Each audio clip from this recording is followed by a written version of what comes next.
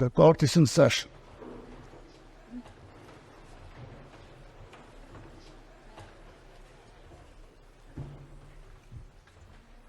So, welcome everybody to this final session of the Moot Court. Especially welcome the parties, the universities of Thessaloniki and Sofia. The bench is happy to have the opportunity to listen to you. Let me first, before beginning, introduce the composition of the bench. On the right side is Tanya Domey, professor at the University of Zurich. On my left side, Fausto Pokar, former president of the Hague Criminal Tribunal, and so on, so on. My name is Marko Ilesic. I am native of Ljubljana, but I have been serving as judge at the Court of Justice in Luxembourg for the last nearly 20 years. So, let us start. And I call for the applicant, represented by the University of Thessaloniki, to take the floor. Mr. President, honorable members of the bench, respective representatives, my name is Eleni Karageorgiou, and I will be speaking of a total of 18 minutes on behalf of the claimant, Mrs. Lydia Sara, alongside with my co-counsel, Mrs. Urania Vasiliadou, who would then speak for another 19 minutes on behalf of the claimant, Mr. Juris Zupancic. I will cover the first, second, and third issue regarding the international jurisdiction and the applicable law on the claim on damages, and the international jurisdiction on the claim for the removal of the videos of my stream platform.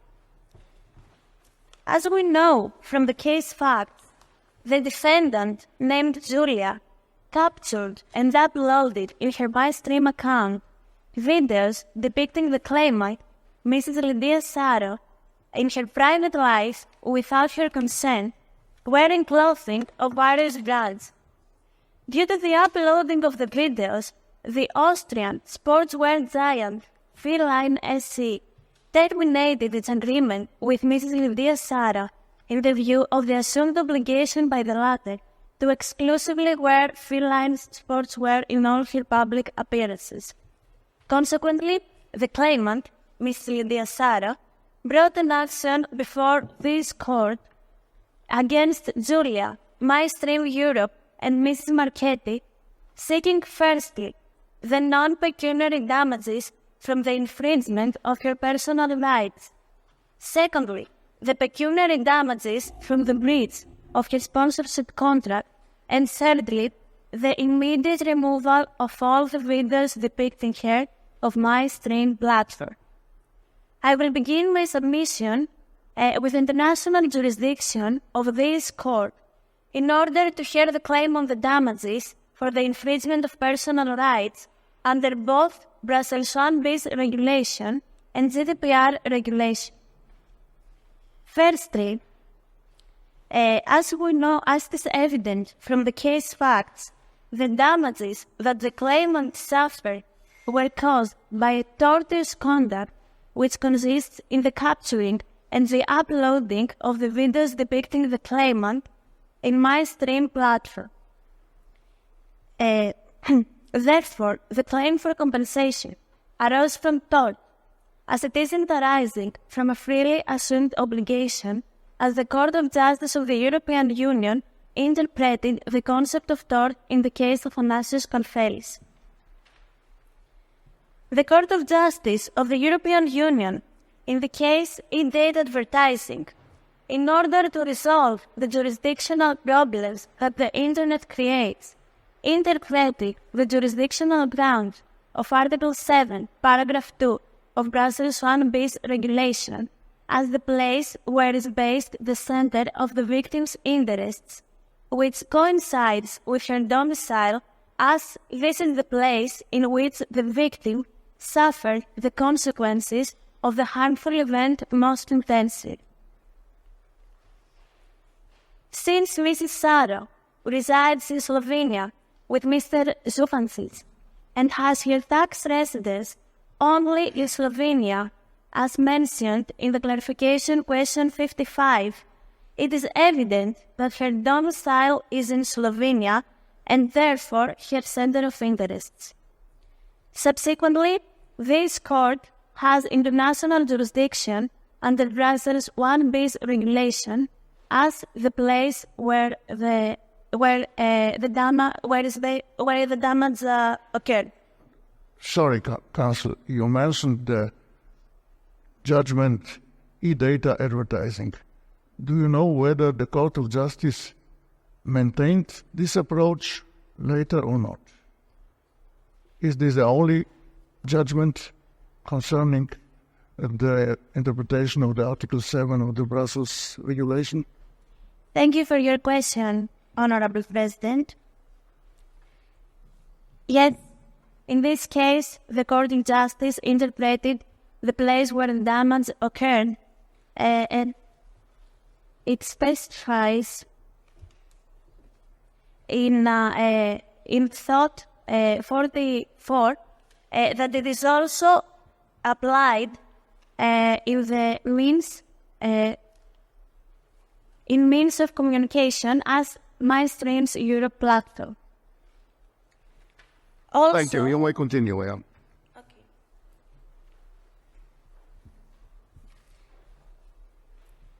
Additionally, given that the claimant's personal data, such as her emails, have been processed by automated means via the server of MyStreams platform, the GDPR regulation is also applicable to the case.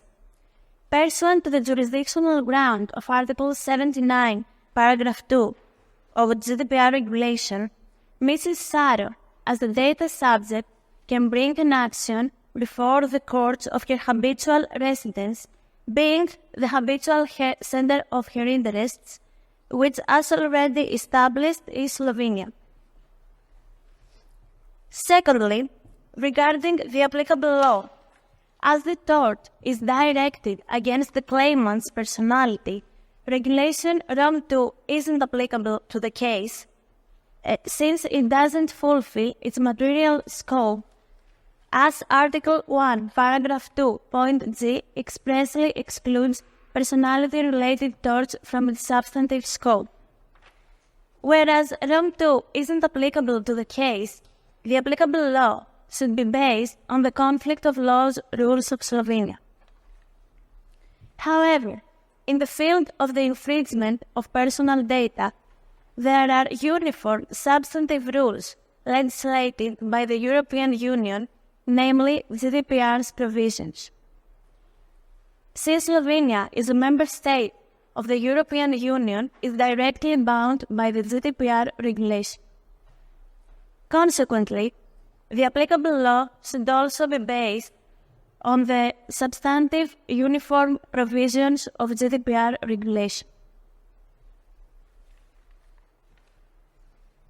Now, I am moving to my second submission that refers to the international jurisdiction and the applicable law to the financial losses arising from the termination of the claimant's sponsorship contract with Feline SC.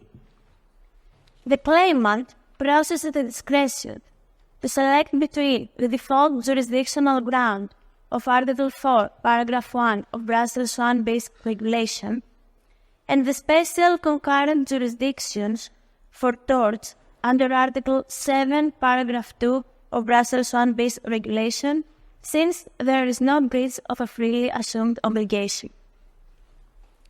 Hence, this court has international jurisdiction as the place where the damage has occurred, since Mrs. Saro suffered financial loss on her Slovenian bank account due to the termination of the sponsorship agreement with Feline SC, aligning with her domicile following the reasoning stated by the Court of Justice of the European Union in the case Harald Kolas. In particular, whereas the publishing of the videos interfered with the claimant's sponsorship contract, the High Court of the United Kingdom stated in the Dolphin Maritime case, which concerns tortious interference with a contract, that the damage occurs where the contractual entitlement ought to have been received. Consequently, in Slovenia, since the damage is the claimant's failure to receive funds in her Slovenian bank account. Regarding the applicable law, Article 4, Paragraph 1 of Rome II regulation is pertinent, since pure economic damages resulting from tortious behavior constitute a non-contractual obligation. According to the Lex Loci of Article 4, Paragraph 1, the place where the damage occurred indicates the applicable law. Based on Recital 7 of Rome II regulation, its provisions should be interpreted in coherence with Brussels 1 bis regulation. Consequently, the Slovenian law applies. Finally, my third submission refers to the international jurisdiction to both the final order and the removal of the videos of my stream platform.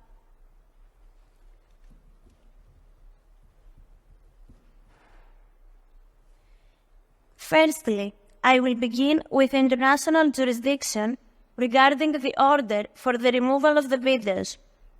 The international jurisdiction for this claim should be determined under the jurisdictional grounds of Brussels 1 bis regulation, and specifically under Article 7, Paragraph 2, as the claim didn't arise from a freely assumed obligation. Thus, the jurisdictional ground is the place where the damage occurred, which is interpreted by the Court of Justice of the European Union in the case e-date advertising as the place where is based the center of the victim's interests, which in the present case, as already established, is Slovenia. Regarding the nature of this claim, the Court of Justice of the European Union in the case Bolog Supplyslingen and Dijsselbaan and GT Flix stated that this claim is a single and indivisible claim, and when it is linked with a claim for compensation, it can only be brought before a court having jurisdiction in order to rule on the entirety on the claim for compensation for the damages. This court has international jurisdiction in order to hear the claim for the entirety of the compensation, and consequently has also international jurisdiction in order to hear the claim for the removal of the videos. Secondly, regarding the interim measure for the removal of the videos, the Brussels 1 bis regulation is applicable since its applicability has already established in the main proceedings between the same parties, and the measure serves to secure a claim based on civil law. The claimant requests the immediate removal of all the videos depicting her in order to safeguard her personal rights that have been infringed by the tortious conduct of the defendants. According to Recital 33 and Article 2, Paragraph 8 of Brussels 1 bis regulation, the court that is competent to rule on the main proceedings has also international jurisdiction to grant a provisional measure that exists under its national procedural rules. As has already been established, this court has international jurisdiction in order to rule the main proceedings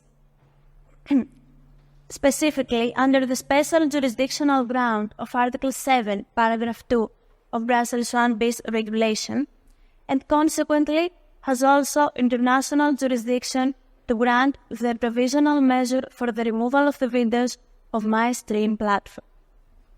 Your Honours, unless I can be of any further assistance, I refer to my co-counsel, Ms. Surania Vasiliadou. Thank you. Mr. President, honourable members of the bench and respective opposing counsels.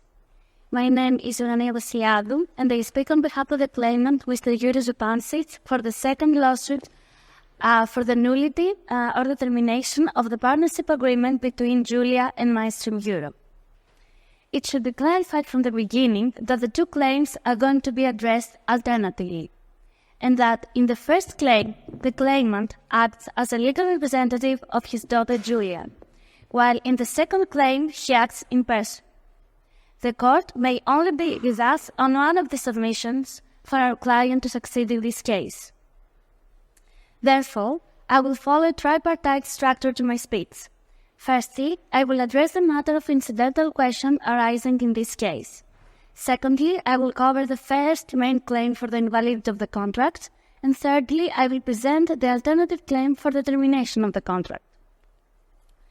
So, my first submission is that, on the incidental question of the claimant's parental responsibility, the Slovenian conflict rules are applicable, and that the parental responsibility subsists under Article 16, Paragraph 3 of the Hague 1996 Child Protection Convention.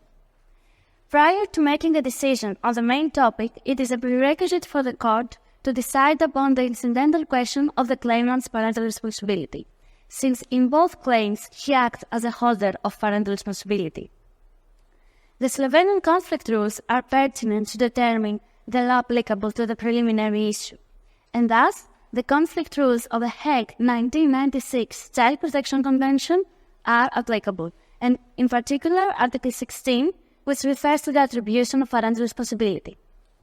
Pursuant to paragraph 1 of Article 16 of the Hague Convention, Julia had her habitual residence until February 2023 in Ljubljana, Slovenia. Since she has been physically present there for an amount of time sufficient for her acclimatization, apparently from her birth until February 2023. So, under Article 16, Paragraph 1, and until February 2023, the law applicable to the attribution of parental responsibility was the Slovenian law, and thus, parental responsibility was attributed to the claimant. After Julia's relocation with her mother's at Trieste, there has been a change of Julia's habitual residence and a consequential change of the applicable law. However, under Article 16, Paragraph 3 of the Hague 1996 Child Protection Convention, the parental responsibility that the claimant acquired subsists, notwithstanding the change of the applicable law. Having examined the incidental question and established the claimant's parental responsibility, I may now proceed with the first main claim for the invalidity of the contract. So my second submission is that this court has international jurisdiction to rule on the invalidity of the contract, and that the Slovenian law applies, while I kindly request the court to disregard the choice of court and choice of law clauses encompassed in the contract. All issues will be addressed from the perspective of Brussels regulation regarding jurisdiction and from the perspective of Roman regulation regarding the applicable law. Firstly, we contend that the partnership agreement qualifies as a consumer contract under Article 17, Paragraph 1 of the Brussels regulation. The first condition outlined is that Julia was acting outside her trade or profession. In the case Maximilian Slems v. Facebook Ireland, the Advocate General formed the opinion that the nature of a social network is designed to encourage personal development and communication, and thus the self-promotion in this kind of platforms can be also an expression of the people's personality. Consequently, it does not aim at generating an immediate professional effect. This is exactly the case of the Julia's partnership agreement with MyStream Europe, because Julia, when signing the contract, was still a teenager attending school, and she devoted her private time and personal efforts to create and upload the videos. This creative pursuit was a first-time activity, bereft of any predetermined plans to be professional or cover her needs of living, since the algorithmic dispersion of the remuneration-calculated videos was entirely within the purview of the defendant's MyStream Creator Program platform. Furthermore, in the case Personal Exchange, the Court of Justice of the European Union stated that the financial gains following the conclusion of an agreement, irrespective of their magnitude, nor the amount of time dedicated to an activity, are themselves a decisive factor to deprive the claimant from the consumer protective provisions. The second condition of Article 17, paragraph 1, for the conclusion of the contract is also fulfilled, since even if the validity of the contract is in dispute. As for the third condition, the partnership agreement falls under the category of Article 17, paragraph 1.c, satisfying the criteria outlined in the Peter Farmer case. The fact that MyStream established a subsidiary in Estonia proves its willingness to expand and target EU countries as well. In the case Mulliker, the Court of Justice of the European Union stated that if the professional party is aware of the fact that the consumer domiciles and thus acting in a foreign state, his dealings with that consumer and his consent to the contract can be considered as the clearest expression of its willingness to direct its activities toward that member state. Due to the aforementioned analysis, we maintain that the partnership agreement qualifies as a consumer contract, and thus jurisdiction should be assigned by Article 18 and Article 19 of the Brussels 1bis regulation. Since the defendant added in the contract a hearkening with the general terms and conditions, including a choice of court agreement in favor of the Wake County Courts of North Carolina, Article 19 applies, since the latter does not differentiate between agreements that assign jurisdiction to a member state's court or to a third state's court. Accordingly, as the jurisdictional clause does not fall within one of the permissible exceptions of Article 19, it should be considered void by the court. The jurisdiction then is assigned by Article 18, paragraph 1, and Julia has the option to initiate proceedings before the courts of her own domicile. In this instance, her domicile differs at the time of the conclusion of the contract and at the time of the creation of the lease pendants, since when signing the contract, Julia was domiciling in Slovenia according to the clarification question number 19, and later she relocated to Italy. However, the consumer reserves the right to choose to initiate proceedings before the courts of either of the two member states. Regarding the choice of court and choice of law clauses, we would like to draw your attention to the Unfair Contract Terms Directive, since in Article 6, paragraph 2, this directive determines its own scope of application, even if there is a choice of the law of a non-member state. The directive applies when the one party qualifies as a consumer, acting outside their trade or profession. Thus, the previous analysis for the qualification of the contract also applies this here, although we have to acknowledge that the concept of consumer under the Unfair Contract Terms Directive is much more broader than in Roman regulations, and that's more protective. So, the choice of court and the choice of law clauses are unfair under Article 3 of the Directive and thus void under Article 6, paragraph 1 of the Directive. The clauses have not been individually negotiated by Julia or Mrs. Marchetti, since they have been drafted in advance by MyStream in the general terms and conditions, and Mrs. Marchetti was not able to influence the substance of the term. Furthermore, in the Court of Justice of the European Union, in Oceano Gruppo editorial case, considered unfair under Annex Paragraph 1.q of Article 3, the jurisdictional clauses which oblige the consumer to bring proceedings before a court which may be a long way from their domicile. So, I kindly request the court to follow the preceding analysis and dismiss the contractual terms regarding the jurisdiction and the applicable law. Sorry, Counsel, may I ask, so just for clarification, your argument is now the court has jurisdiction for Mr. Zupancic's claim based on what exactly? On whose domicile? And Well, thank you for your question, Your Honor. We argue that under the consumer protective provisions, Article 17, 18, and 19, this court has jurisdiction to rule on the invalidity of the contract.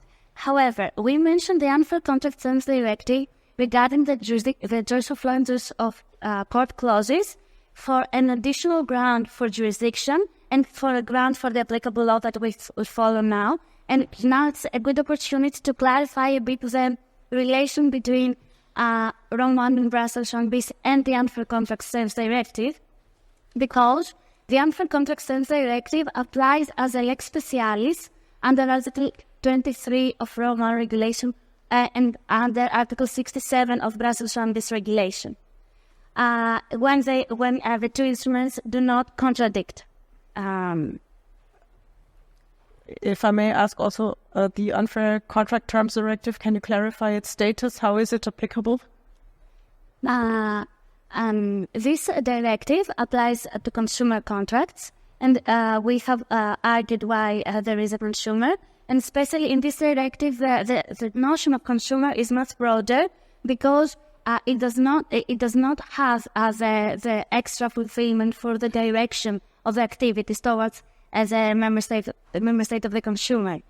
And except for the notion of consumer, of course, it applies when there is a close connection with EU member states, even if there is a choice of law of a non-member state, like in our case.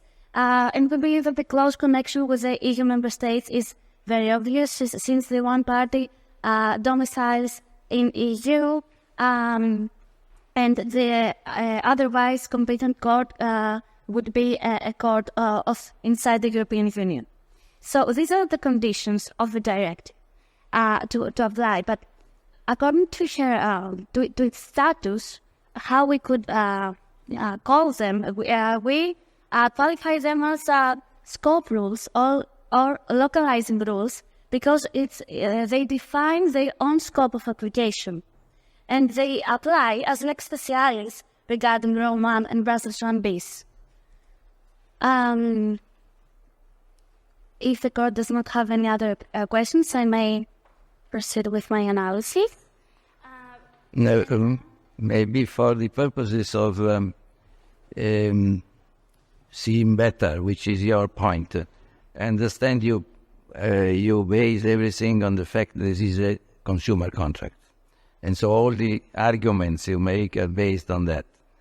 If this court had to go in another direction, what would be your reasoning to keep jurisdiction? Or you would simply say, in that case, there would be no jurisdiction, and nothing to say?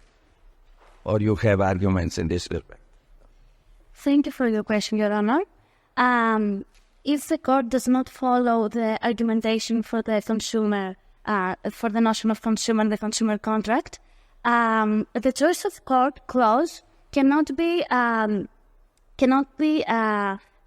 not fall under Article 25 of the Brussels 1 bis regulation, since the designated court is one of a non-member state.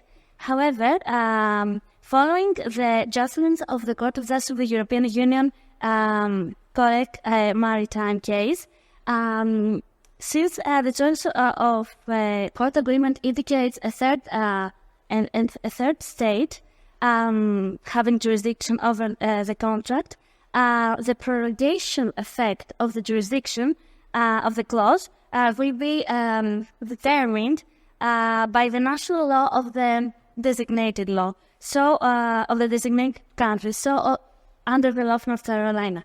However, the derogation effect should be assessed under the conflict of law rules of Slovenia. So the conflict of law rules of Slovenia will cover the derogation effect, and they will help us understand if the this court has jurisdiction or not, and they will assess the jurisdictional clause. Thank you. And my last issue for my second submission is the issue of the applicable law by virtue of Rome 1 regulation. According to Recital 7 and Recital 24 of the Rome 1 regulation, the interpretation of its provisions must be consistent with Brussels 1 bis regulation. Subsequently, the partnership agreement, since the partnership agreement qualifies as a consumer contract under Brussels 1 bis regulation, it is also qualified as such under Rome 1 regulation, and Article 6 is applicable. In particular, Article 6, paragraph 1, because, as we argued, and because the Anti-Contract Terms Directive is lex specialis, the choice of law clause is invalid. So, the applicable law is defined by Article 6, paragraph 1, and Julia had her habitual residence at the time of the conclusion of the contract under Article 19, paragraph 3, in Ljubljana, Slovenia, since this was the place where she ordinarily and de facto residing between March 2022 and July 2022. As therefore, the Slovenian law is applicable regarding the invalidity of the contract. Moving now to my third and last submission regarding the alternative claim for the termination of the contract. The request for the termination of the contract is advanced as a matter concerning parental responsibility, prompting the claimant to argue that Brussels 2 regulation is applicable, since in the clarification questions it is underlined that Mr. Zupancic acts as the legal representative of Julia in the claim for the invalidity, and not in the claim for termination of the contract. So the claimant, as a holder of parental responsibility under Article 2, paragraph 2.7 of Brussels 210 regulation, has all the rights related to Julia's personal and moral welfare, and she's entitled to take action to ensure her well-being, especially her care and protection at which the termination of the contract aims. We should clarify that we do not ask this court to terminate the agreement with Maestrum Europe, but we ask this court to define the exercise of parental responsibility between the father and the mother, Mr. Zupancic and Ms. Marchetti, so the claimant will have the power to terminate alternatively the agreement if the court does not invalidate it. Under Brussels 210 regulation, since Julia has her habitual residence at the time of the institution of the proceedings in Trieste, Italy, under Article 7, paragraph 2, the Italian court has jurisdiction to decide on matters concerning parental responsibility. However, we kindly ask the court to request the transfer of proceedings under Article 13 of Brussels 210 regulation. This court, the court size, arguably shares a close connection with Julia and is a better place to assess her interest. Firstly, regarding the close connection, her previous habitual residence was in Slovenia, her holder of parental responsibility still resides there where she regularly pays visits, and she's a Slovenian national. Thus, the 3 out of the 5 criteria under in Article 12, paragraph 4. Excuse me. I didn't quite understand whether you claimed that the contract between Julia and Maestrum was invalid or should be terminated.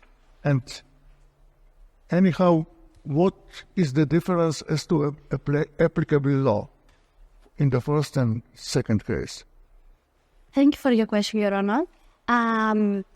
The way mentioned the invalidity of the contract and the termination as 2 alternative claims. So if the court does not decide that the contract is invalid, then we'll go for the alternative claim for the termination of the contract. So we ask both, but the claim for the termination is an alternative ground.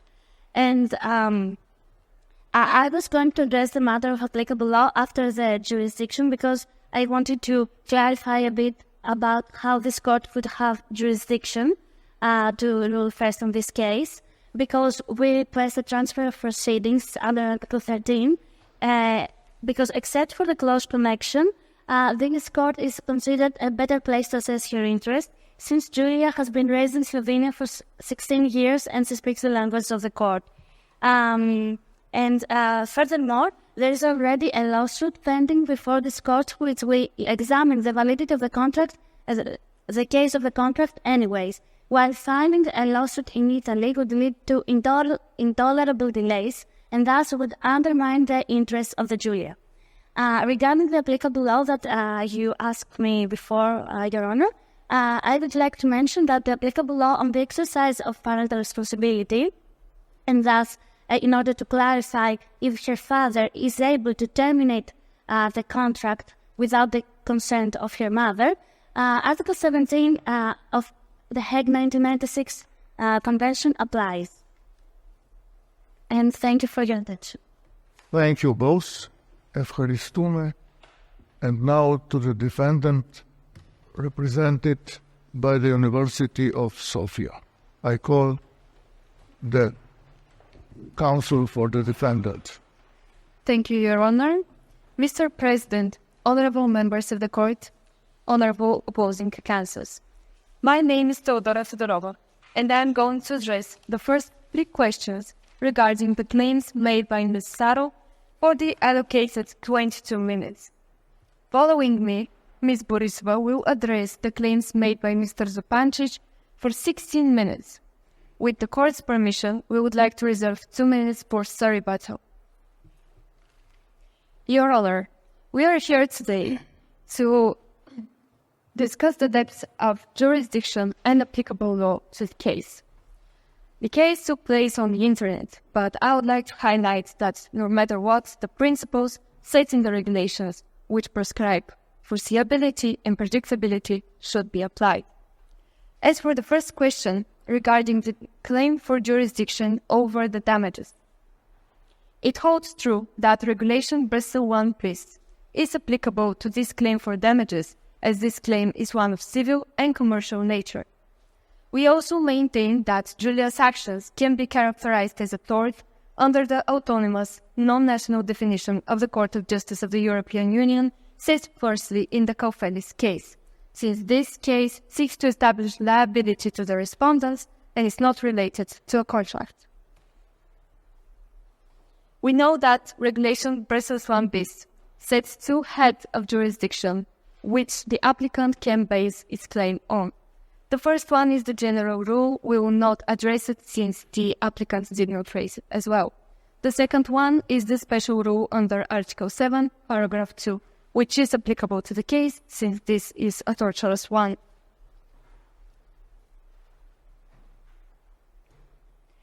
The Court of Justice of the European Union has settled that the term, the place where the harmful event occurred, can be interpreted as both the place giving rise to the damages as the locus actus and the place where the damages manifested itself, which is the locus damni.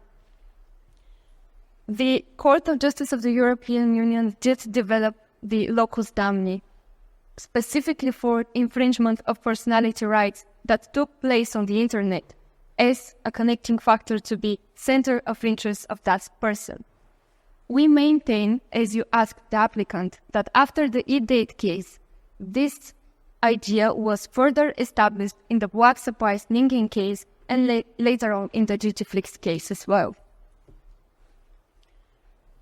We maintain that from the facts of this case, we don't have enough arguments to settle whether or not Ms. Saro has her center of interest here in Slovenia.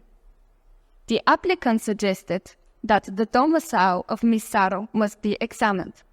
We fully disagree with that statement, since in all of the settled case law, the Court of Justice of the European Union suggests that it is the habitual residence of the person that can be considered a connecting factor and not the domicile of the person. What we know from the facts of the case is that Ms. Saro is married to Mr. Zupancic. However, we have no information whether she lives here, whether she has intention to focus her lifetime here. What we know is that she simply was here when Julia visited her father. But we also know that she is a very famous sportswoman, and therefore she may have interests in other countries as she may go and compete in other countries. We maintain that the facts that were presented by the applicant are not enough and sufficient to establish Ms. Saro's habitual residence here in Slovenia. Even if those facts are considered to be sufficient, the habitual residence can be derogated by other connecting factors. It is the settled case law of the Court of Justice of the European Union that, for example, pursuit of professional career can derogate the habitual residence and point to a different center of interest.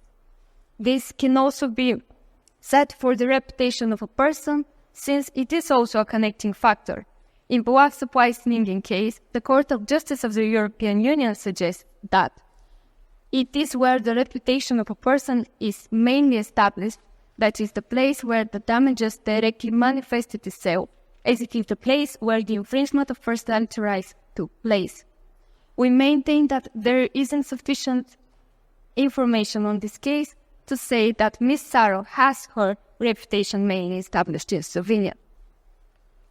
We would also like to address the tax residency argument. Tax residency is not an argument that the Court of Justice of the European Union bases center of interest up. Furthermore, we know that Ms. Saro is very famous, worldwide known, champions woman. It is common for famous people to sometimes choose tax residency in favor of the tax regime of that country and not correspondent to the actual habitual residence of that person. Counsel, excuse me, may I ask a question? So you are representing Ms. Saro, right? Yes. You are arguing that the plaintiff has not presented enough arguments about Ms. Saro's center of interests. Is that sufficient, or should you bring arguments that her center of interests is elsewhere? I would like to also bring arguments that her center of interest can be based elsewhere, and that this center of interest will then derogate the suggested center of interest in Slovenia. We know that Ms. Saro had a contract concluded with an Austrian company for the sponsorship. We don't know if Ms. Saro has a stronger connection to Slovenia than she has in any other country where she's famous. She's clearly very famous and has interest in Austria, as she was chosen to be a representative of that Austrian company. We also know that she's a famous socialite. Therefore, we know that her social connections may be strong in different countries, and we suggest that this country is Austria. We also claim that maybe Ms. Saro has her center of interest in a different country, but we maintain that there aren't sufficient facts simply based in Slovenia. It is even suggested in the PAX Moot case that sometimes the center of interest of a person may not be identified. However, in that specific case, it's stated that it relates to a legal person, so I will not bring that argument, but rather suggest that there are more suitable options for Ms. Saro's center of interest. But if we imagine that the center of interest of her is not easy to determine and that she suffered damage in different countries, at least different alpine countries of Europe, what would be the consequence? We may choose different approaches. The first one is Ms. Saro may claim the entirety of the damages where the respondent is domiciled. The second alternative is against special jurisdiction. She may file a claim where the information was put into circulation as suggested by Sheville, which is again considered to be locus standi. Again, she may file individual claims for just a part of the damage that she suffered on the territory of a member state due to the mosaic effect set in Sheville as well. Should I elaborate? Continue.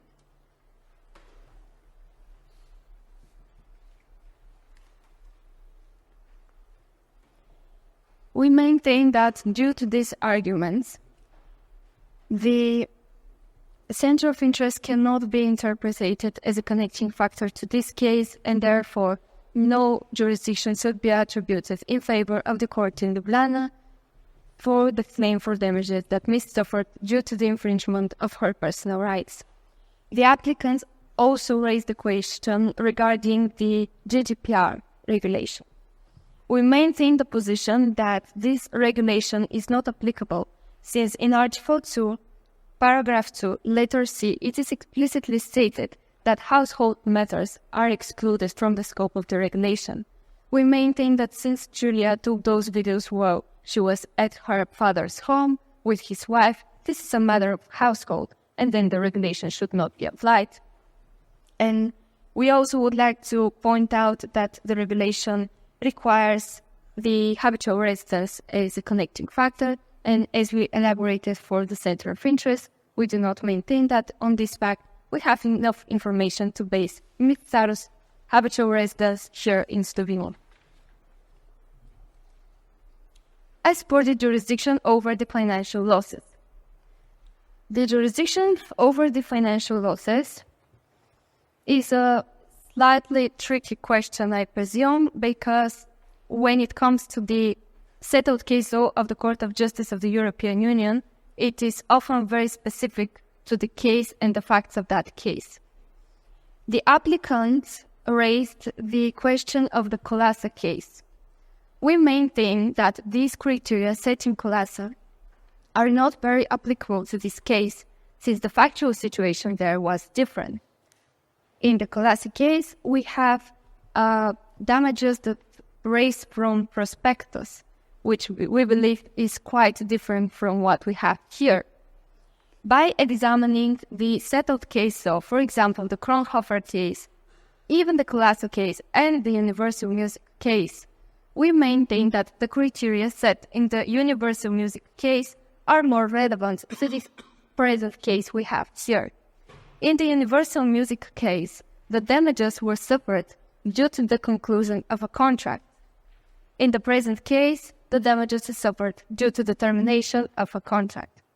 We maintain that since it was the place where the contract was concluded in the Universal Music case that was relevant, in the present case we should examine where the decision for the termination of the contract is taken and presume that this is the place where the damages occurred. We maintain that since Felin, the Austrian company, one-sidedly decided to terminate that contract, we should maintain that the damages occurred in Austria where the decision for the termination of that contract was taken. Therefore, we maintain that the court in Ljubljana does not have jurisdiction to rule on Ms. Saros' claim for financial losses as well. I would now like to turn to the applicable law to Ms. Saros' claims. We support the arguments that the applicant presented that for the infringement of personality rights, Regulation Rome 2 should not be applied. It is specifically excluded from that regulation, therefore we must consult the private international laws of the court that has jurisdiction over the claim when we determine what the applicable law is. In this case, we maintain that the court in Ljubljana does not have jurisdiction to rule on the claim, and therefore the Slovenian private international law should not be applied to this case. As for the financial losses, they are not excluded from the regulation, and therefore it is applicable to them. The applicant based their arguments on Article 4, Paragraph 1. We maintain that under this article, since we examined where the direct damages occurred, it is once again Austria where they occurred. We established for jurisdiction that the place where the damages occurred was where the decision for the termination of the contract was taken. Here, since we maintain the position that when we use both of the regulation, we should use terms used in them cohesively, then in that case, again, for the purposes of applicable law, the damages the financial losses occurred in Austria, and therefore it is Austrian law that should be applied to the financial damages.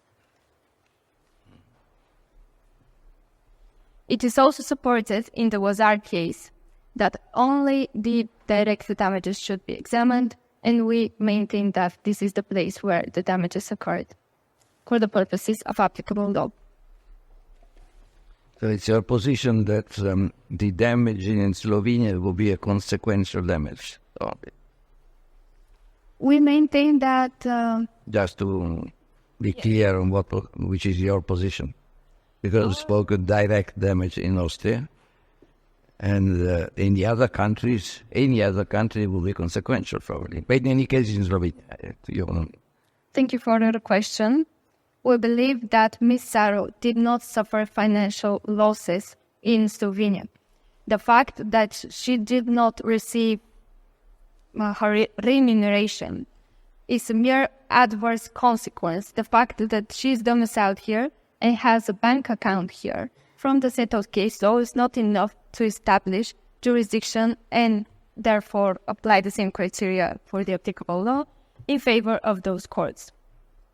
We maintain that even if Ms. Saro's assets are concentrated here, damage to assets is not again enough to contribute to establishment of jurisdiction and deciding what the applicable law is.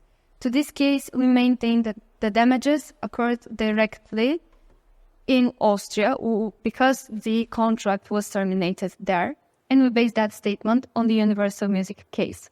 Therefore, anything else that proceeded from this event and the rise of these damages can be considered an adverse effect and is not considered when we determine jurisdiction and applicable law. Thank you. I see your point. It's very clear. Thank you.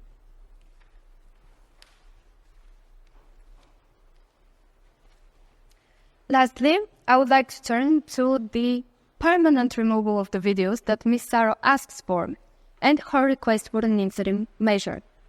As for the permanent removal of the videos, it holds true that, as settled in the Buak-Supplies-Ningin case in paragraph 48, it is said that where the entirety of the damages can be claimed is the place where the content placed online can be removed or rectified. We maintain that the court in Ljubljana does not have jurisdiction over the entirety of the damages that Ms. Saro claims and therefore has no jurisdiction to remove the videos that Julia posted.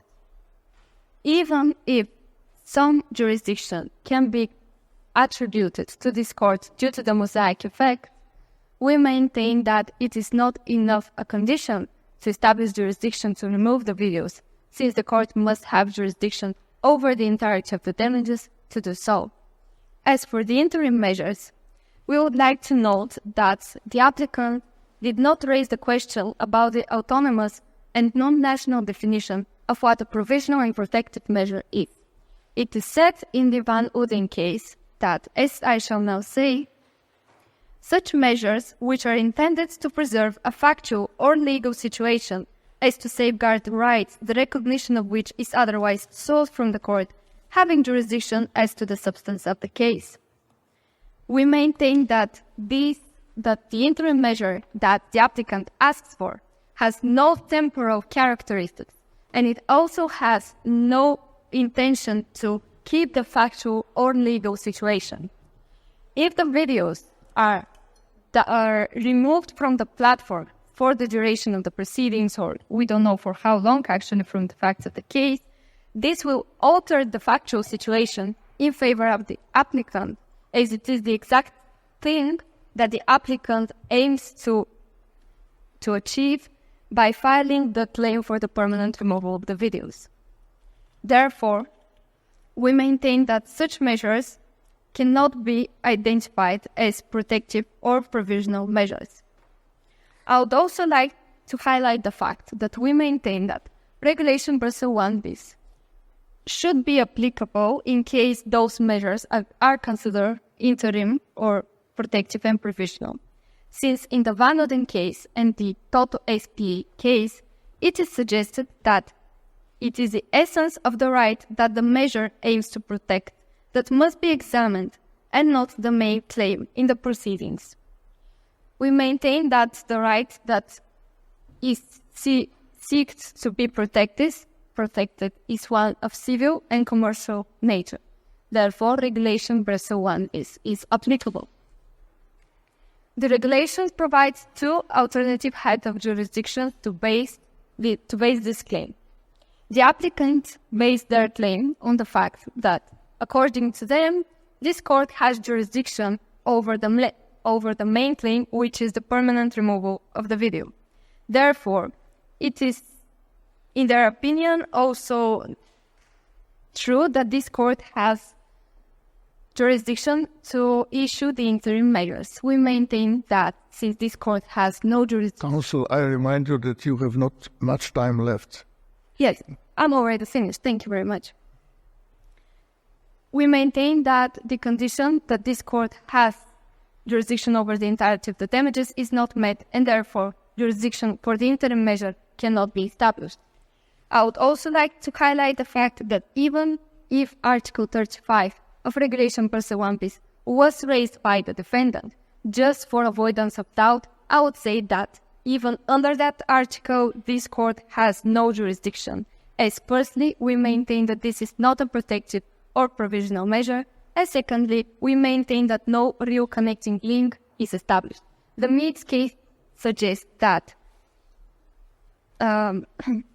decisions taken under Article 35 are one that should be confined of the territorial jurisdiction of the court. Such decisions are not to be considered judgments, and they not travel freely between the countries. They do not favor of Article 39 of the regulation. Therefore, we maintain that even under Article 35, this court has no grounds to base jurisdiction to issue the interim measures.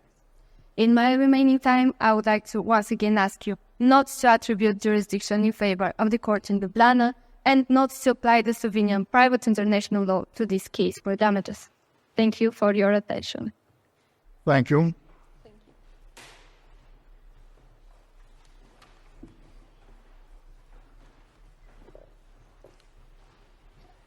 Your Honors, my name is Elita Borisova, and I will address the fourth and fifth questions regarding Mr. Zupancic's claim for the nullity or termination of the contract between Julia and MyStream Europe. I would like to first point out that the applicant has stated that the matter of termination is a matter of parental responsibility, and they want to establish whether or not Mr. Zupancic has parental responsibility to seek the termination. We maintain that the matter of parental responsibility is a preliminary matter to the issue of the termination of the contract. The termination of the contract is a matter related to a contract under the meaning that the Court of Justice of the European Union has given. And the matter of parental responsibility is only a preliminary matter that leads to the right to seek this termination. Indeed, for this question of contract, there are two preliminary issues that have to be addressed. One is the issue of the capacity of Julia to enter into such contract on herself, or she has to do so with the assistance of her parents. This preliminary matter is ruled upon the national private international law of the seized court. And when the seized court determines whether or not a minor can act alone or needs the assistance of her parents to enter into such civil relations, the other preliminary matter is indeed the matter of parental responsibility, which tells us how the parents should act when assisting their child. And this matter is ruled by the 1996 Hague Convention of Parental Responsibility, particularly Article 17. With this said, I would like to point out that we maintain that this is a contractual matter in the meaning that the Court of Justice has given. We maintain that this is not a consumer contract, opposite to what the applicant has stated. For a contract to be a consumer contract, it has to meet 3 requirements that are set out in the Petrushova case. First, one of the parties should be a professional.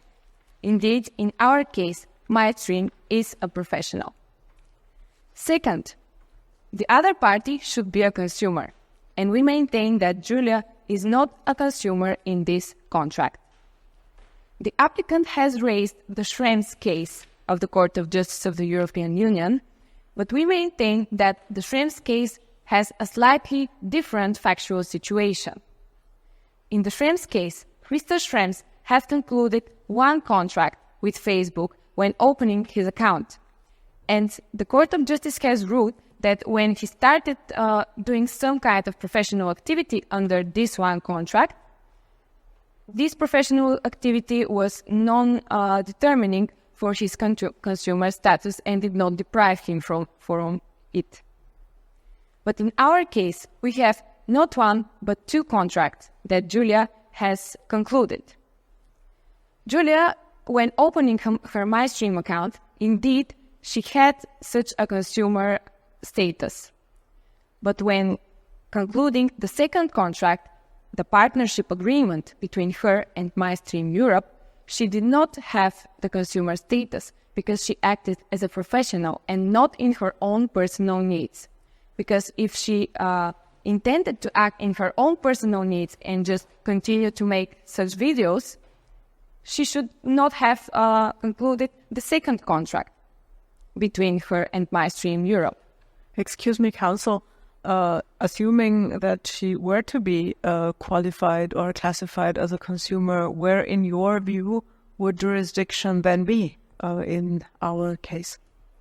Thank you for your question, Your Honor.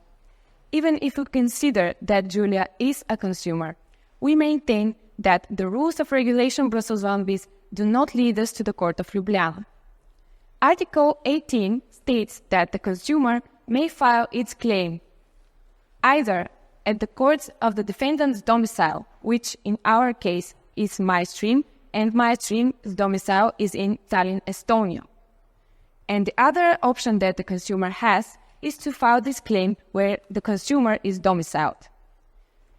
We maintain that Julia is domiciled in Italy at the time of bringing the proceedings up, because for regulation Brussels 1 bis, the relevant time is the time of the proceedings and not the time that the contract was concluded. Therefore, we submit that even if Julia had a consumer status, it would not lead us to the Court of Ljubljana, but either to the Court of Estonia or to the courts of Italy. Thank you. So decisive is, after you, the question of domicile. Under which rules should the notion of the term of domicile be defined? Thank you. National law of one or the other country, or the law of the European Union? Thank you. For determining the domicile of a natural person, we should look at Article 62 of Regulation Brussels 1 bis, which states that the domicile is determined under the national law of the seized court. Whether or not Julia has such domicile is a matter of a national law. I do. Thank you. As I already elaborated, we maintain that Julia is not a consumer, and therefore the choice of court agreement shall be valid and binding to Mr. Zupancic. Both of the parties have agreed that the Wake County Courts of North Carolina have jurisdiction to rule over the issues that's raised by their contract. And therefore, as Julia is not a consumer and this choice of court does not deprive her of her opportunities that the regulation Brussels 1 bis gives her, we maintain that the choice of court is valid and it is binding to Mr. Zupancic, and therefore the courts of North Carolina will have jurisdiction. Excuse me, counsel, are you maintaining that as a matter of European Union law, or are you basing it on some other law? Thank you. There is a dispute in the doctrine whether or not regarding choice of court of a third state, Article 25 has reflexive effect or not. The Court of Justice of the European Union has not given a straightforward answer, but in some cases it has maintained that Article 25 does not have such a reflexive effect, and therefore the matter of the validity of this kind of choice of court in favor of a third state will be decided under the national private international law of the seized court. And if you consider that Article 25 has a reflexive effect, you should apply the law of North Carolina in order to determine whether or not this choice of court clause is valid by applying the standards of Article 25. Thank you for your answer. Thank you. Alternatively, if you find that this choice of court clause is not valid, we maintain that this is a contract for the provision of services. Our position is that in this partnership contract, Giulia is the service provider, and she provides the services in Italy, because this is the place where the videos were actually uploaded. Under this contract, Giulia has the obligation to make and post videos about Slovenian celebrities. We maintain that not the making, but the posting of the videos is the important one in order to establish where the service was provided, because this is where MyStream, as a receiver of the services, actually received them. MyStream couldn't have possibly known that Giulia has made those videos, which she is obligated to do so, if she didn't upload them and they were on her phone only. This is why we maintain that Italy is the place of the provision of services, and therefore under Article 7, paragraph 1, letter B, the courts of Italy have jurisdiction in order to rule over this claim. But if we consider that as Giulia's obligation is to make videos and upload them at the internet, and we cannot establish one main place of the provision because she can make and post videos anywhere in the world, then we should look at the case law that the Court of Justice regarding case Woodfloor and Say Hall. Then there the Court of Justice gives us three alternatives. First, to base jurisdiction where under the contract the services were provided, which in our case is not applicable. Second, to base jurisdiction where the main service was provided, which if we consider that it's provided on the internet, we cannot determine a main place of the provision. And third, to determine the jurisdiction based on the service provider's domicile. As I already elaborated, we consider that Giulia's domicile is in Italy, and therefore, under this case law of the Court of Justice, the Italian courts shall have jurisdiction to rule over this claim. Turning to the applicable law, as I already elaborated, we consider that this is not a consumer contract and that Giulia is not a consumer. With this, I would like to point out that the choice of law clause shall not be deemed invalid, because, as we know from Restau 11 of Rome 1 regulation, the party autonomy is the cornerstone of this regulation. And then, as the parties have validly and consciously chosen the law of North Carolina to be applicable over their claims, we submit that this choice of law clause shall be valid and shall be applied, and therefore, under Article 3 of Rome 1 regulation, applicable shall be the law of North Carolina. With this, I would like to sum up my submissions. First, we maintain that this is not a consumer contract as the applicant has stated, and therefore, under the rules of Regulation Brussels 1 bis, the Court of Ljubljana does not have jurisdiction to rule over this claim. Second, as this is not a consumer contract, we maintain that the choice of court is valid and binding to Mr. Zupancic, as he acts as a representative of Julia, and therefore the court of North Carolina should have jurisdiction to rule over this claim. If you find this as a consumer contract, again we maintain that the Court of Ljubljana does not have jurisdiction. And I would ask you to follow our submission that applicable is not the Slovenian law, but the law of North Carolina, as the parties have validly and consciously chosen it. If I can be of any further assistance, thank you for your honor. Thank you. Благодарим.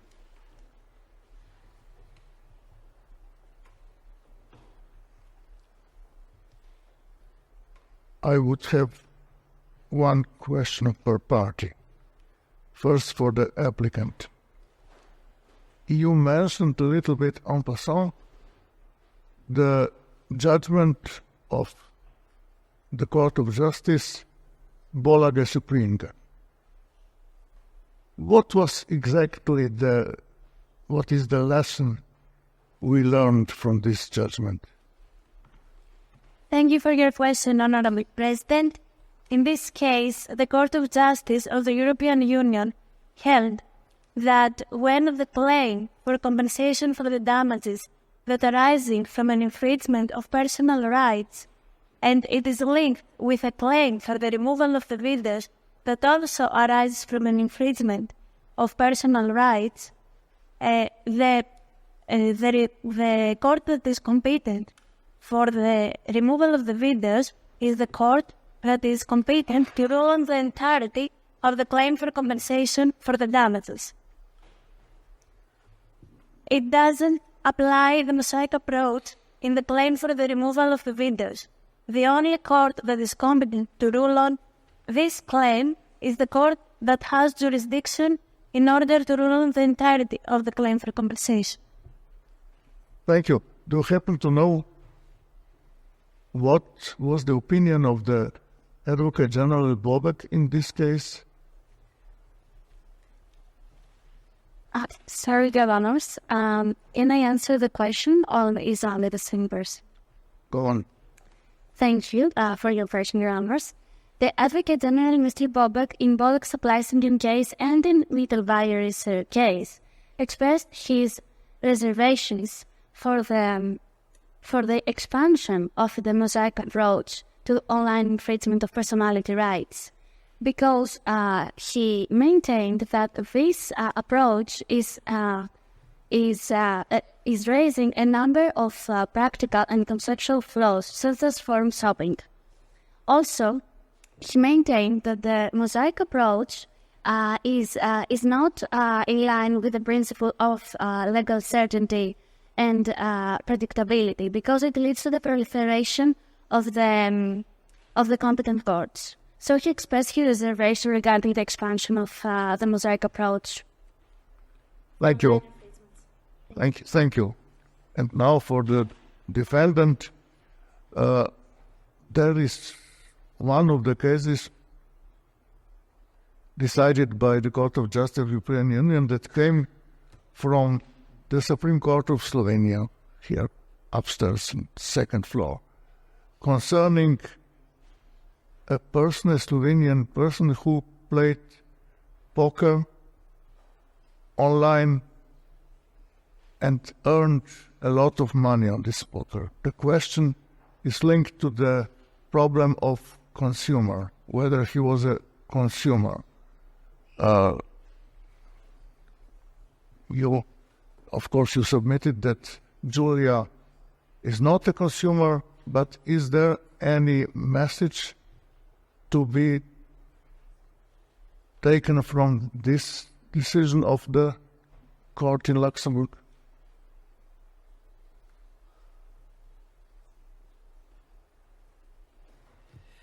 Thank you for your question, Your Honor. I'm afraid that I do not recall the exact case that you are referring to right now. So I'll help you.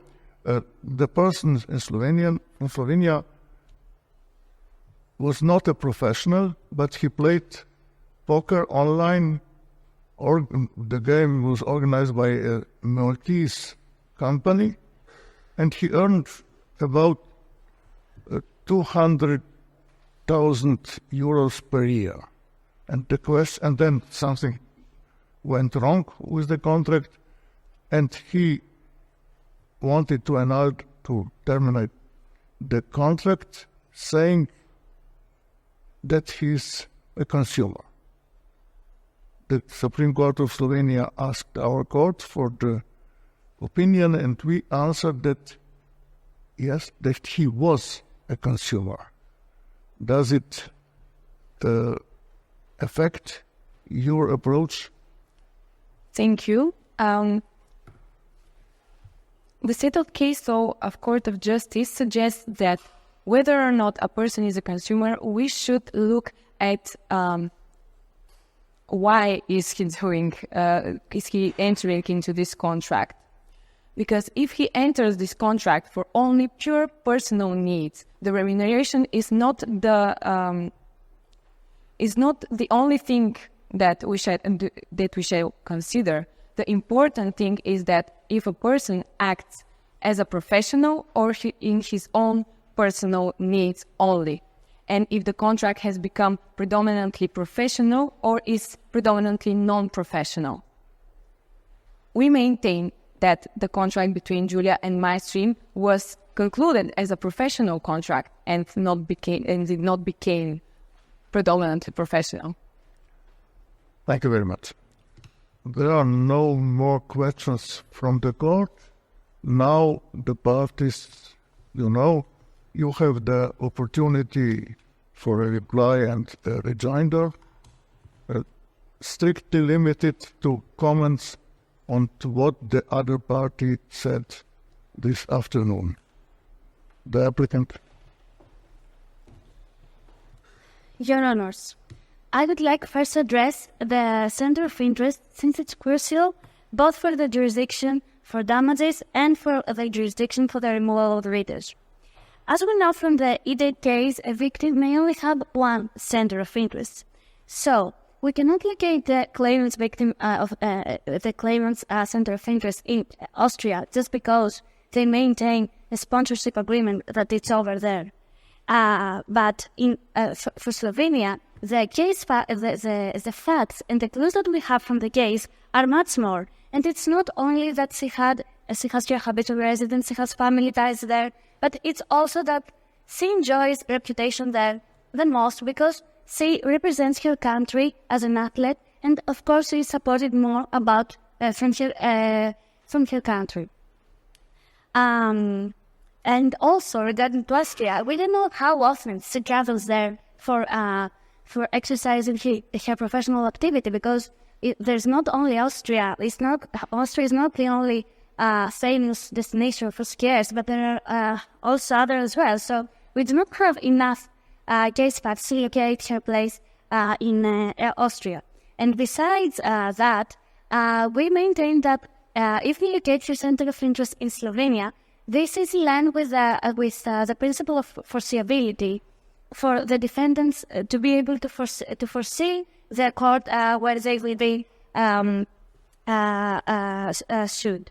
And as for the financial losses, the damage is exactly the failure to receive money to a bank account. And except for the collateral judgment, we also mentioned the UK High Court judgment, which interpreted Article 7, Paragraph 2 of Brussels 1bis regulation in tortious interference cases like the one that we have now. And the court maintained that the place where the damage occurs is the place where the contractual entitlement ought to have been received.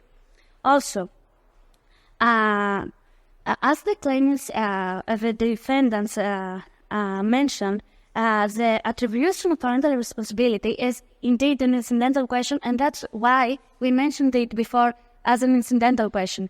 But the exercise of parental responsibility in terms of seeking the termination of the contract by the claimant by her father is not a matter of parental responsibility, is the main issue. And furthermore, we did not refer to the Schrems case as such, but to the opinion of the Advocate General because he expressed the general perception of the Court of Justice of the European Union regarding this kind of activity in social media. And as for the notion of consumer, we would like to draw your attention to the general Okay, so since the time has elapsed, thank you very much for your attention. Thank you. The defendant. Thank you, Your Honor. We would like to address the questions raised in the rebuttal. Firstly, about the center of main interest. What our position is that Ms. Saro has no center of interest in Slovenia. We do not say where her center of interest is located, as it is a matter of further criteria that we don't have from the case. We propose Austria just to show that just as easily Austria can be perceived as a center of interest. The facts of the case do not give us enough information to base it neither in Slovenia nor anywhere else, though we maintain that she must have a center of interest somewhere, just not here in Slovenia from the fact of the case.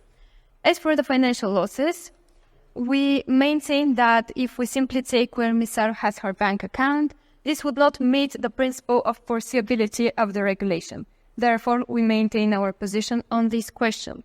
As for whether or not the parental responsibility is a main question, we maintain that for these proceedings, the question of parental responsibility is a preliminary one and not the main question that we have to discuss here. Thank you for your attention. Thank you. We are grateful for your pleadings. We enjoyed the hearing. The court will now